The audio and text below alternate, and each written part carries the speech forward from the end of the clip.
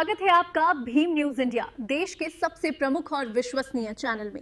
आप देख रहे हैं भीम न्यूज इंडिया। नमस्कार, मैं आपके साथ हूं। आइए जानते हैं आज की ताजा अपडेट्स। देश और दुनिया में क्या चल रहा है उसकी पूरी जानकारी लेकर हाजिर हैं। सबसे पहले बात करते हैं आज के मुख्य समाचार की।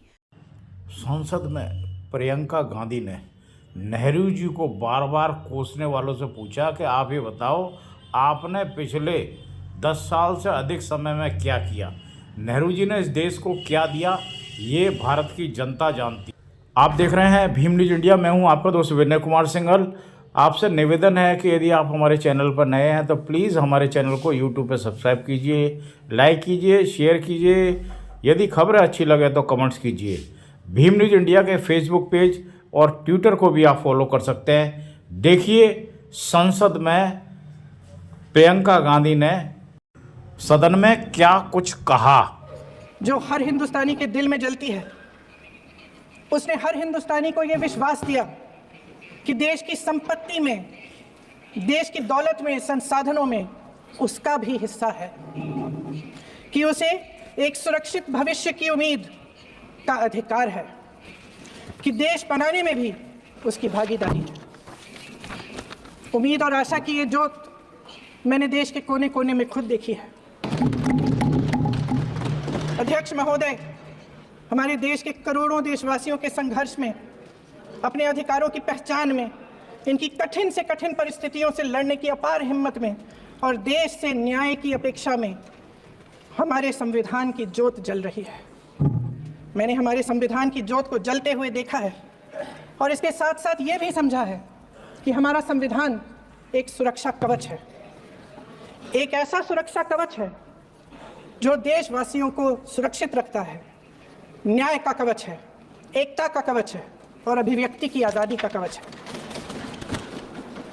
दुख की बात यह है कि मेरे सत्ता पक्ष के साथी जो बहुत बड़ी बड़ी बातें करते हैं, इन्होंने इन 10 सालों में यह सुरक्षा कवच, सत्ता पक्ष के मेरे साथियों ने ये सुरक्षा कवच तोड़ने का पूरा प्रयास किया है। संविधान में सामाजिक, आर्थिक और राजनीतिक न्याय का वादा है। ये वादा एक सुरक्षा कवच है जिसको तोड़ने का काम शुरू हो चुका है। महोदय, हमारे संविधान ने आर्थिक न्याय की नींव डाली, किसानों, गरीबों और को ज़मीन बांटी, भूमि सुधार किया, जिसका नाम लेने से कभी कभी आप झिझकते हैं और कभी कभी उनका नाम धड़ाधड़ इस्तेमाल किया जाता है अपने आप को बचाने के लिए। उन्होंने HAL, BHEL, SAIL, GAIL, ONGC, NTPC, railways, IIT, IIM, oil refineries, तमाम PSU बनाए।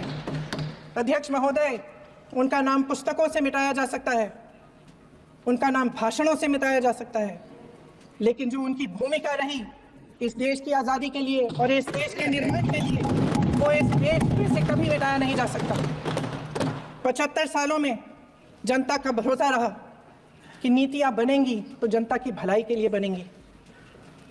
जल, जंगल, जमीन का अधिकार मिला आदिवासी भाई बहनों को। इंदिरा जी ने बैंकों का राष्ट्रीयकरण करवाया, खदानों का राष्ट्रीयकरण। 75 सालों में जनता का भरोसा मिला।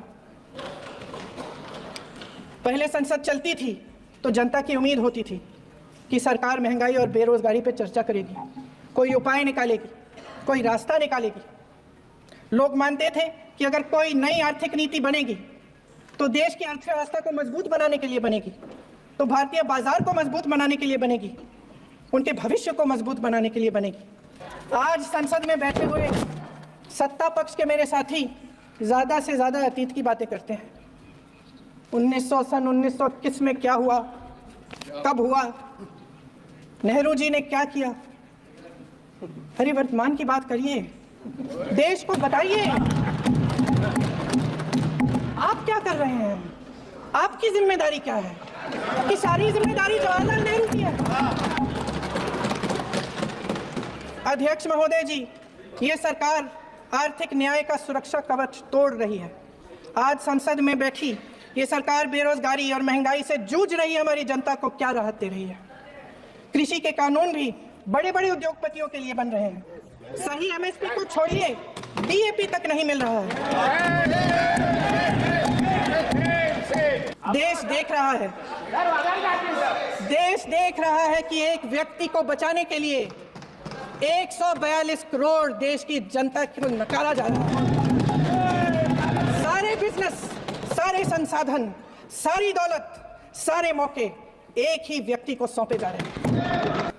राजनीतिक न्याय की जब बात होती है, मेरे सत्ता पक्ष के साथी आज खड़े हुए और तमाम गिनती करने लग गए कि ऐसा हुआ वैसा हुआ 1975 में जो हुआ, तो सीख लीजिए ना, आप भी सीख लीजिए, आप भी अपनी गलतियों के लिए माफी मांग लीजिए, आप भी बैलेट पे चुनाव कर लीजिए, आप भी बैलेट पे चुनाव कर लीजिए, दूध का दूध पानी का पानी हो जाएगा। आप राजनीतिक न्याय की बात करते हैं, सरकारों को पैसों के बल पर गिरा देते हैं। पूरी देश की जनता जानती है कि इनका हस्ती है, जानती है कि इनके यहाँ तो वॉशिंग मशीन है, तो यहाँ से वहाँ जाता है वो धुल जाता है।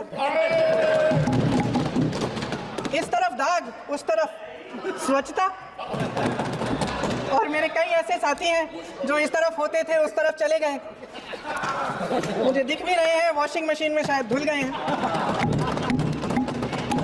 अध्यक्ष महोदय, सत्ता पक्ष के मेरे साथी अक्सर 75 सालों की बात करते हैं, लेकिन इन 75 सालों में ये उम्मीद, आशा, ये अभिव्यक्ति की ज्योति कभी थमी नहीं, कभी बुझी नहीं।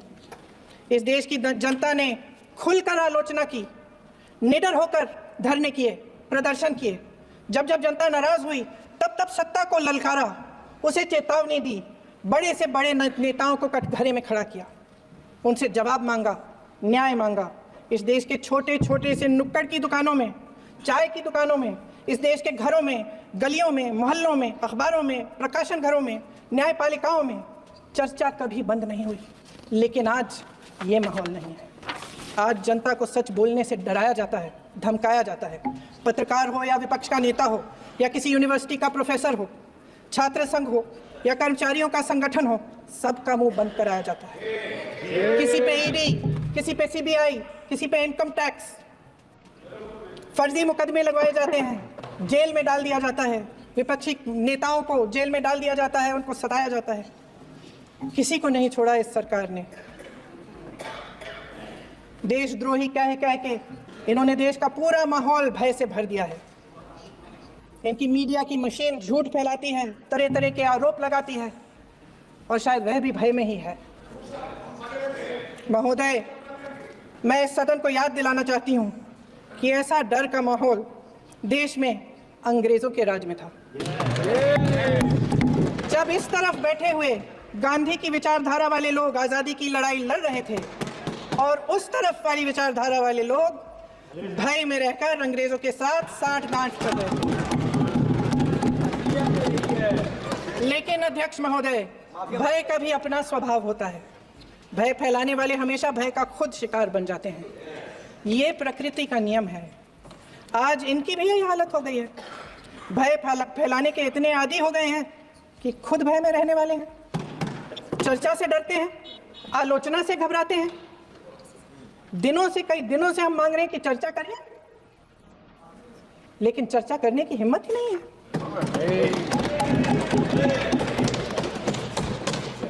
एक कहानी होती थी अध्यक्ष महोदय, शायद बचपन में आपने भी सुनी होगी। राजा भेष बदलकर बाजार में आलोचना सुनने जाता था। ये सुनने जाता था कि प्रजा मेरे बारे में क्या कह रही है, मैं सही रास्ते पे चल रहा हूं कि नहीं। लेकिन आज का राजा, भेष तो बदलते हैं आज के राजा, शौक तो है उनको भेष बदलने का, लेकिन न जनता के बीच जाने की हिम्मत है और न आलोचना सुनने की।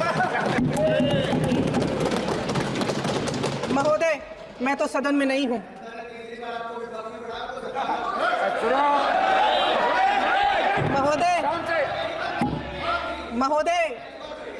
महोदय, जनता में बहुत विवेक है, ये सही है।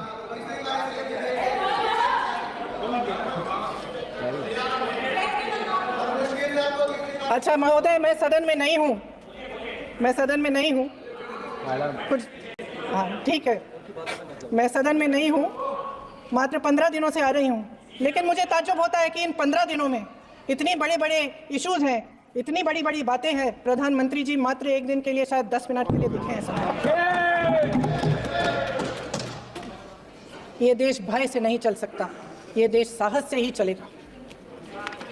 भय की भी सीमा होती है, और जब वो सीमा पार हो जाती है, जब किसी को इतना दबाया जाता है कि उसको लगने लगता है कि अब मेरे पास खोने के लिए कुछ नहीं है, तब उसमें एक ऐसी शक्ति पैदा होती है जिसके सामने कोई कायर खड़ा नहीं हो सकता।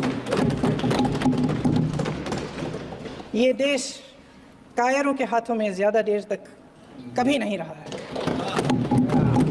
ये देश उठेगा, ये देश लड़ेगा, सत्य मांगेगा,